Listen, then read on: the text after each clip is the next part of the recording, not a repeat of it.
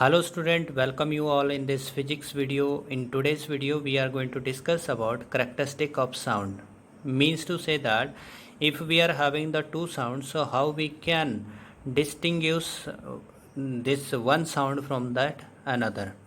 So there we are having the help of characteristics of sound with which these two sound can be separated. So there are the three characteristics. So one characteristic student, it is said to be loudness, while the second characteristic it is said to be pitch, and the third characteristic is there, it is quality. So in today's video that I will discuss over here only the loudness, only one characteristic of sound which can distinguish between the two sounds. Okay, so let us to start. So student, loudness that it is written with a capital L. Okay, so this characteristic will help us to identify loud sound and soft sound. ठीक है, तो हमारे पास जो loud sound और soft sound है उनको एक दूसरे से अलग करने के लिए ये जो हमारे पास लाउडनेस है वो करेक्टरिस्टिक हेल्प करती है. जैसे एग्जांपल के लिए, while teacher is teaching in the class and the two student of the class they start to make talking with each other. Okay, so at once there it is get noted. How it get noted there? Because the teacher voice is quite high and that student will be very low. Okay, so that's easily identifiable over there that there is the two different voices, one it is loud and one it is soft sound. Okay, so therefore with the help of loudness we are capable of that distinguish between the two sounds.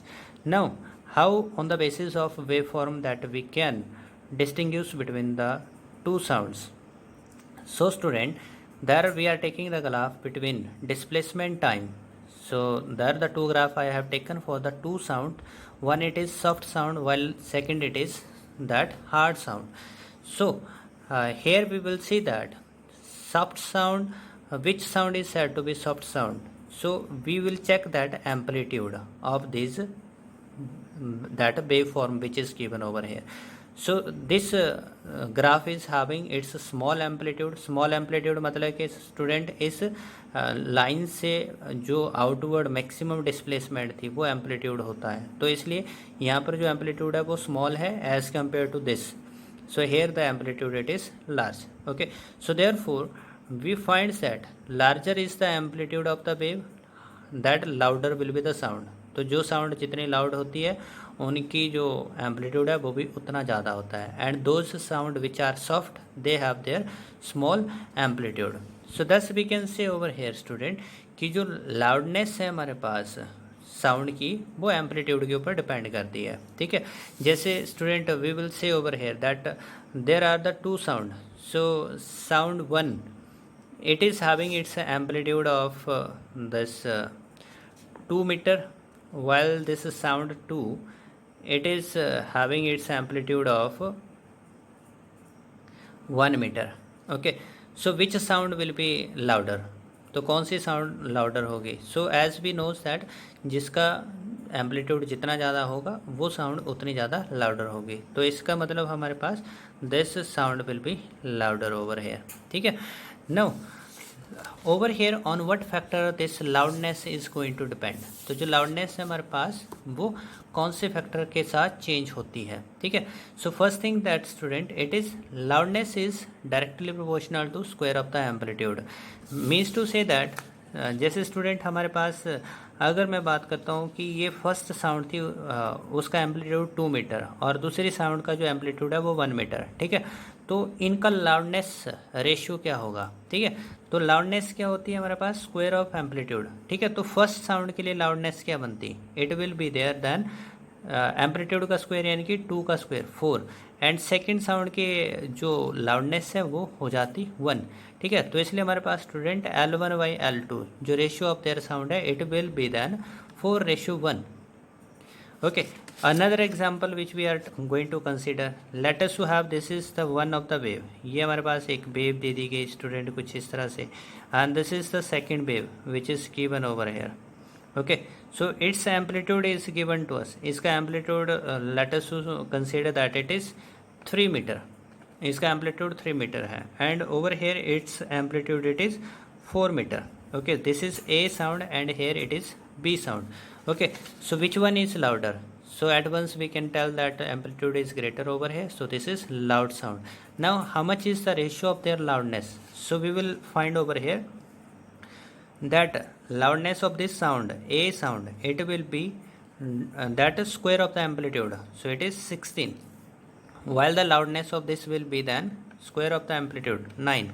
So the ratio of the two loudness, it is that B sound, so their ratio of the two loudness, it will be equals to 16 by 9. Okay, thus we calculated. So more is the amplitude, more will be that loudness. Now the second thing that it is loudness is inversely to that square of the distance. कहने का मतलब है student, अगर आप mobile के closure हैं तो आपको मेरी वॉइस जो है वो लाउडर आ रही है, ठीक है, लाउडली आपको वो सुनाई दे रही है. But if you will go away from the mobile, तो जो मेरी साउंड है वो क्या होती जाएगी, फेंटर होती जाएगी, कम होती जाएगी. तो इसलिए क्या होगा, डिस्टेंस के साथ ये जो साउंड है उसकी लाउडनेस डिक्रीज हो जाती है. So closer the source louder is the sound. Okay, now the next there it is loudness is directly proportional to surface area of vibrating body. तो जितना ज़्यादा वाइब्रेटिंग बॉडी का सरफेस एरिया होता है student, उतनी ही ज़्यादा हमारे पास लाउडनेस होती है, ठीक है. जैसे let us to take over here this example, as all of us we have seen that school bells, ठीक है. तो जो स्कूल बेल्स है हमारे पास स्टूडेंट, ये क्या होती हैं, they are having their bigger size, ठीक है. स्कूल के अंदर जो बेल यूज़ की जाती हैं उनका बिगर साइज होता है, इधर this is that bigger size of the bell. Okay, so when we are going to struck it hard, so that time it produces sound. तो उस वक्त ये क्या करती है, साउंड प्रोड्यूस करती है, ठीक है. So why that large surface area, क्योंकि लार्ज जितना ज़्यादा सरफेस एरिया ज़्यादा होगा उतनी ज़्यादा वो क्या करेगा, लाउडर साउंड को प्रोड्यूस करेगा, ठीक है. Similarly over here louder sound this large surface area of this bell will produce. Okay, and there we are having that one more thing, ये जो ट्यूनिंग फोर्क है स्टूडेंट, जैसे ये ट्यूनिंग फोर्क हम कंसीडर करें, okay, when we struck it against a rubber pad, so it start to vibrate. तो इसमें क्या हो जाता है, वाइब्रेशन शुरू हो जाती है. But if we will bring it closer to our ears, अगर हम उसको अपने कान के पास लेके आएंगे, so its sound will be very low. तो उसके साउंड जो है बहुत लो होते हैं. But if we will touch it with the table, और अगर हम इसको क्या करते हैं स्टूडेंट, यहाँ पर किसी टेबल के साथ टच कर देते हैं, here we touch it with the table, so we will get that there is a loud sound, ठीक है. तो हमें जो ऊंची आवाज़ सुनाई देती है. Why it happens, because there is the large surface area of this table. तो जिससे क्या होगा, लार्ज साउंड जो है वो प्रोड्यूस होती है. सो दस that larger is the surface area of that vibrating body, larger will be that louder will be the sound. Okay, now similarly as we have seen in case of stringed instrument, so they are provided with sound box. तो sound box में क्या था student, air fill होती है. तो जितनी ज़्यादा air होगी उतना ज़्यादा जो हमारे पास जो सरफेस एरिया ऑफ वाइब्रेशन होगा. तो जितना ज़्यादा सरफेस एरिया ऑफ वाइब्रेशन होगा उतनी ही ज़्यादा लाउडर साउंड प्रोड्यूस होगी.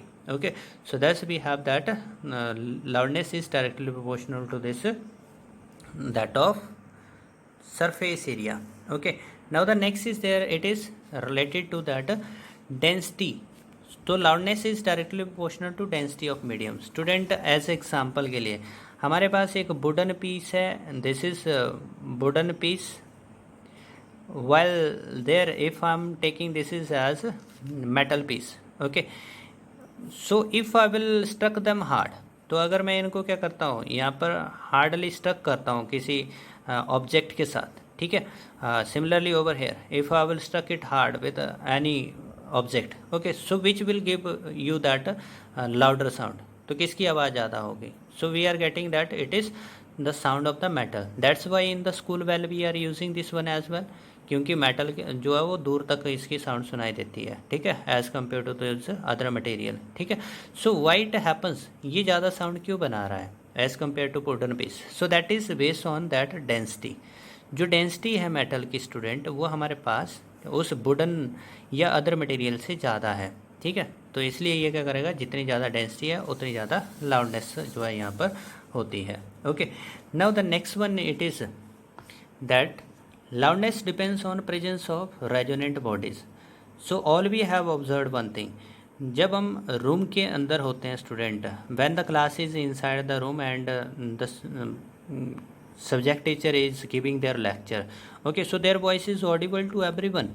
What if the same class will sit at the same distance in the ground and the same subject teacher is delivering the same lecture? So that time this voice will not be audible to all the student. Okay, so this happens because there is no resonant body which is in the open.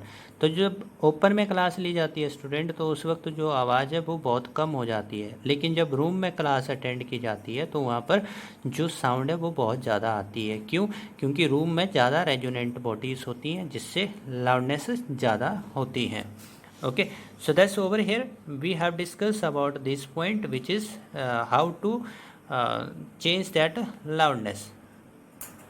Okay, now over here that intensity को student हम आई से denote करते हैं. तो intensity का मतलब क्या होता है? जैसे स्टूडेंट हमारे पास ये यहाँ पर speaker we are going to consider, ठीक है. तो इससे क्या होता है, ये साउंड जो है ये साउंड एनर्जी अमिट करता है, रिलीज़ करता है, ठीक है. इससे साउंड बाहर आती है. सो दिस साउंड एनर्जी, जैसे यहाँ पर ये सरफेस एरिया मैंने कंसीडर किया, ठीक है. तो इस एरिया से जो साउंड एनर्जी है वो मेरे पास जैसे ये पास कर रही है. If I will consider area over here, ठीक है. So over here that all the energy is going to pass through this one. ये क्या कंसीडर किया मैंने यहाँ पे स्टूडेंट? एरिया. ये क्या है? एरिया, ठीक है. तो इसलिए हमारे पास क्या हो रहा है, इस एरिया से क्या हो रहा है, ज़्यादा से ज़्यादा एनर्जी जो है वो हमारे पास कर रही है. और यहाँ पर क्या हो रहा है, बहुत कम एनर्जी जो है इसमें से पास करी है, ठीक है. तो 2 एनर्जी लाइन इसमें से पास होगी, बाकी दूसरी जो है उससे बाहर चली गई, ठीक है. तो इसलिए हमारे पास जितनी ज़्यादा एनर्जी जो है उस यूनिट एरिया से यूनिट टाइम में जाती है स्टूडेंट, तो this is said to be its intensity. वो इंटेंसी होती है, ठीक है. अगर हमारे पास यहाँ पर अगर हम चेक करें किसकी इंटेंसी ज़्यादा है, so we will find over here the intensity of this area is much more as compared to this. क्योंकि इसका हमारे पास क्या होगा, बहुत ज़्यादा जो एनर्जी है इसमें से पास कर रही है, ठीक है. तो इसलिए intensity is given by that at any point of the medium it is amount of energy which is passing per second normally through an unit area at that point, ठीक है. So which is given by intensity is given by energy upon में time into area. तो unit time में unit area से कितनी energy पास करती है, ठीक है, तो वो इंटेंसिटी होती है. तो इसलिए स्टूडेंट हमारे पास ये जो यूनिट है इसके, क्योंकि एनर्जी अपॉन में टाइम, तो ये हमारे पास यूनिट बनती है पावर की. पावर के यूनिट होते हैं वाट, ठीक है. और एरिया के होते हैं मीटर स्क्वायर. तो इसलिए क्या हो गया, वाट पर मीटर का स्क्वायर, ठीक है. तो हमारे पास जो इंटेंसिटी है वो वाट पर मीटर का स्क्वायर में मेजर की जाती है. तो जो मिनिमम ऑडिबल साउंड इंटेंसिटी है स्टूडेंट, ठीक है, तो जो मिनिमम ऑडिबल साउंड इंटेंसिटी है वो 10⁻⁻12 वाट पर मीटर स्क्वायर होती है. इसको थ्रेशोल्ड हियरिंग भी बोला जाता है, ठीक है. सो which is the minimum audible sound intensity. So this is also known as threshold hearing and which is equal to 10⁻⁻12 watt per meter का स्क्वायर, ठीक है. तो ये हमारे पास इसको आई नॉट थ्रेशोल्ड जो हमारे पास हियरिंग बोला गया, ठीक है. Remember that what is this, minimum Audible sound intensity है. बाकी जो नॉर्मली हमारे पास होती है स्टूडेंट वो 10⁻⁻6 की होती हैं, ठीक है, जो ऑर्डिनरी साउंड की इंटेंसिटीज होती हैं. सो नाउ ओवर हेयर ये जो हमारे पास इंटेंसिटी है, ये इंटेंसिटी कौन से फैक्टर के ऊपर डिपेंड करती है, ठीक है. So this intensity that it is similarly जैसे लाउडनेस जो थी वो एम्पलीट्यूड के स्क्वायर के ऊपर डिपेंड करती थी, ये भी डायरेक्टली प्रोपोर्शनल है. सेकंड थिंग, इंटेंसिटी जो है वो स्क्वायर ऑफ द फ्रिक्वेंसी के ऊपर भी डिपेंड करती है, जो वाइब्रेशन की फ्रिक्वेंसी है उस पर डिपेंड कर रही है.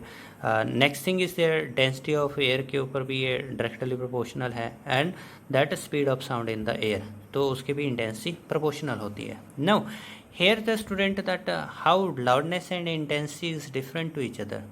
तो लाउडनेस इंटेंसिटी से अलग कैसे हो जाती है, तो सिमिलर.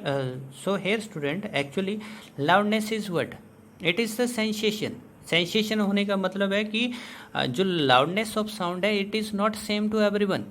ये सब के लिए एक जैसी नहीं होती। जैसे हमारे पास नॉर्मली कोई भी बात बोली जाती है तो किसी को ये एकदम से सुनाई देती है और किसी को सुनाई भी नहीं देती। किसी को ऊंचा सुनाई देता है, किसी को धीरा हल्का सुनाई देता है, ठीक है।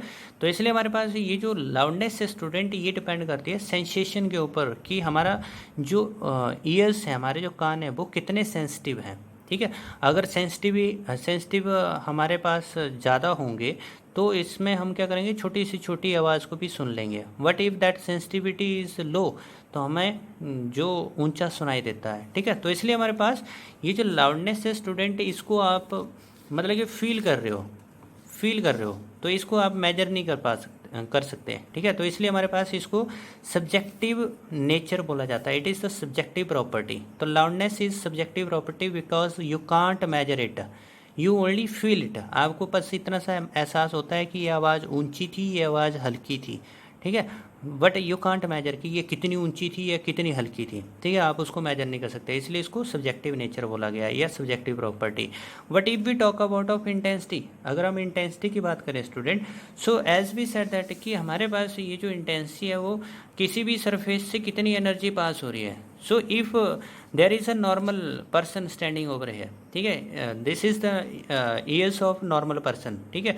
तो उसके लिए भी ये एनर्जी क्या होगी स्टूडेंट, उतनी होगी जितनी एक हमारे पास जो person who is having the year problem, ठीक है, तो जिसके कान थोड़े से ख़राब हैं, तो उसके लिए भी ये एनर्जी क्या होगी, उतनी सेम ही आएगी। और एक नॉर्मल पर्सन के लिए भी सेम ही आएगी। तो एनर्जी तो सेम ही जा रही है, लेकिन सेंसेशन क्या है, दोनों में अलग अलग हो रही है, ठीक है। तो इसलिए हमारे पास यहाँ पर स्टूडेंट इंटेंसिटी, तो वैसे भी हम क्या कहते हैं, एनर्जी जो है उस यूनिट एरिया से यूनिट टाइम में कितनी पास हो रही है। तो इसलिए वो तो सबके लिए सेम है, लेकिन सेंसेशन सबके लिए अलग थी। तो सो दस we can say over here कि जो हमारे पास इंटेंसिटी है उसको आप मेजर कर सकते हो, और ये डिपेंड नहीं कर रही ईयर्स की सेंसिटिविटी के ऊपर, डिपेंड नहीं कर रही, ठीक है। इसलिए इसको क्या बोला गया है, ऑब्जेक्टिव प्रॉपर्टी। ऑब्जेक्टिव का मतलब हो जाता है स्टूडेंट जिसको आप मेजर कर सकते हो, उसको ऑब्जेक्टिव कहते हैं, ठीक है। नाउ ओवर हेयर जो हमारे पास सेंसिटिविटी ऑफ नॉर्मल ईयर्स होती हैं, मतलब कि जो ख़राब नहीं है उन ईयर्स की बात हो रही है, तो ये मैक्सिमम होती है eight the frequency of 1 kilohertz, ठीक है। तो कब हमारे पास सेंसिटिविटी जो है नॉर्मल एयर की मैक्सिमम होती है, it is at the frequency of 1 kilohertz के लिए मैक्सिमम होती है। So this over here we come to know about that कि लाउडनेस और इंटेंसिटी एक दूसरे से अलग कैसे हैं। तो लाउडनेस जो है वो सब्जेक्टिव प्रॉपर्टी है, जबकि इंटेंसिटी जो है वो एक ऑब्जेक्टिव प्रॉपर्टी है।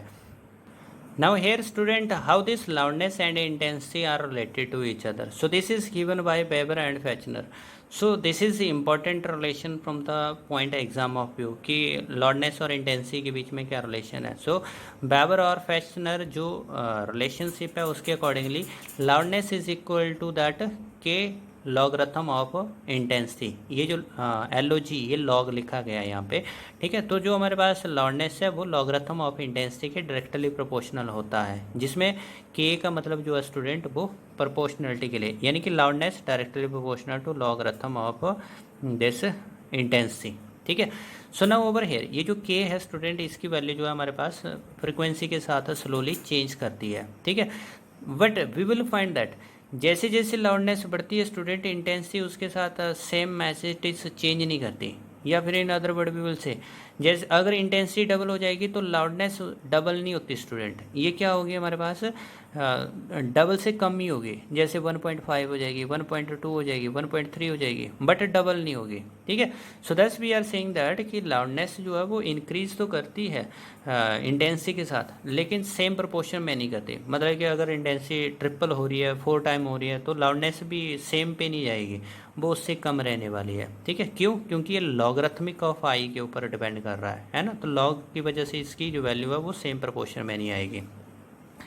Now here that one, so as Weber Fechner जो relationship है student, it is L equal to K log 10 I है, ठीक है।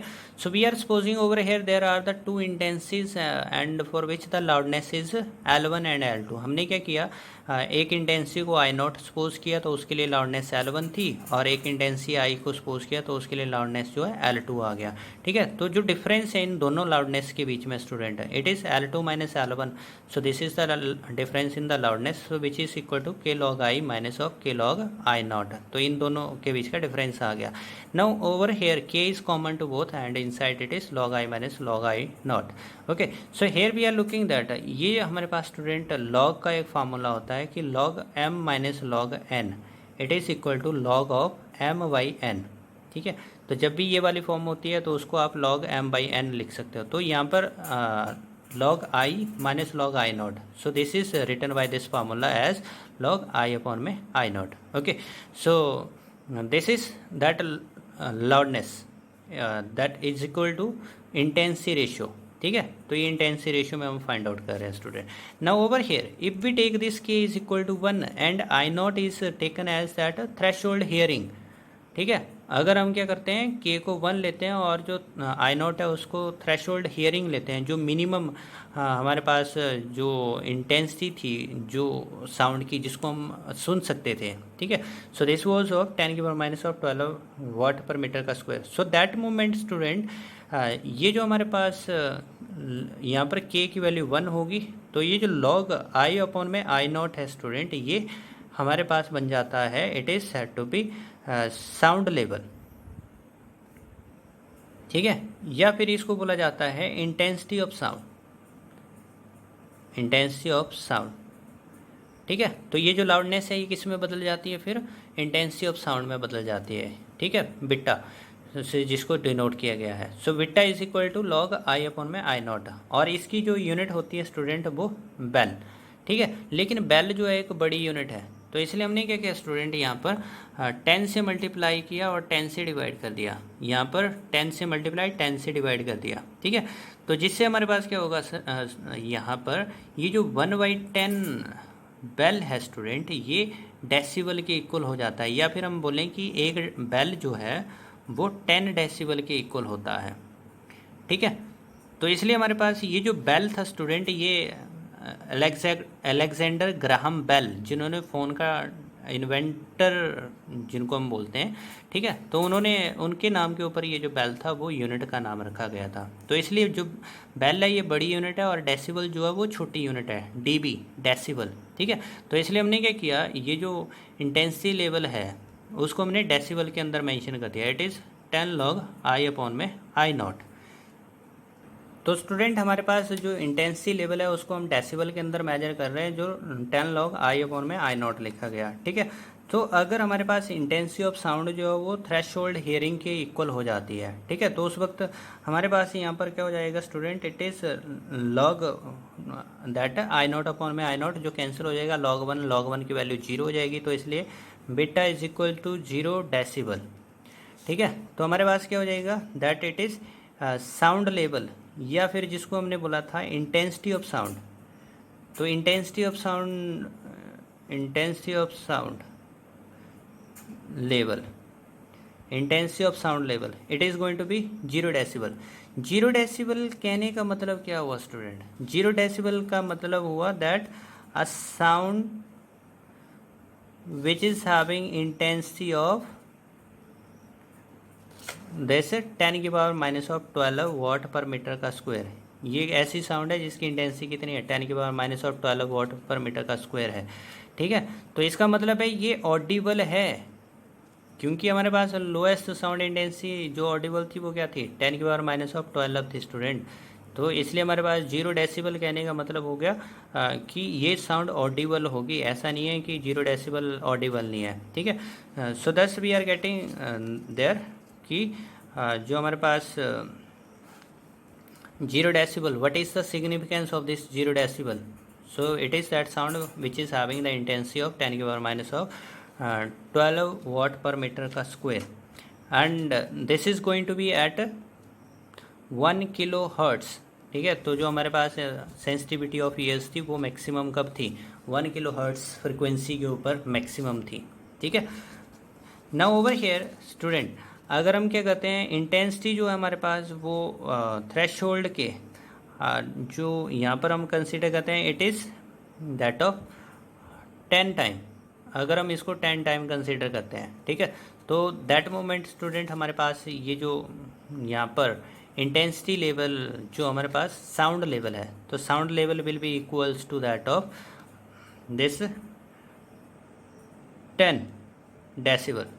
ठीक है, तो उस वक्त ये जो हमारे पास साउंड लेवल है वो 10 डेसिबल हो जाएगा। ठीक है, if we are taking that intensity of the sound is that 100 times of threshold, so therefore we are getting this intensity level will be, so that time you will write over here, ये क्या बना हमारे पास 10 log of 100 I naught upon में I naught, so it is going to cancel and log 100 की value जो है student है 100 जो होता है ना 10 के पावर 2, तो 2 आगे आ जाता है, तो इसलिए क्या होगा 2 इंटू 10 20, तो इसलिए हमारे पास ये 20 डेसिबल हो जाती है। ठीक है, so that's we are getting over here कि हमारे पास ये जो साउंड लेवल है दिस इज़, अगर इंटेंसिटी जो है वो उस थ्रेशोल्ड के 100 टाइम हो जाती है तो उस वक्त 20 डेसिबल हो जाएगी, अगर 10,000 टाइम हो जाती है तो ये 40 डेसिबल हो जाएगी। ठीक है, सो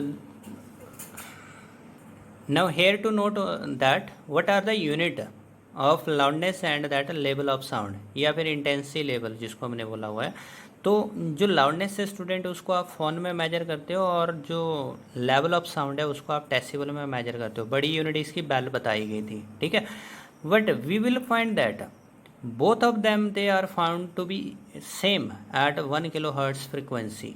ठीक है, तो जो सेम लाउडनेस के लिए जो हमारे पास जो फ़ोन और डेसिबल है ये सेम हो जाते हैं 1 किलोहर्ट्ज़ फ्रिक्वेंसी के ऊपर। ठीक है, so that's we are getting over here that this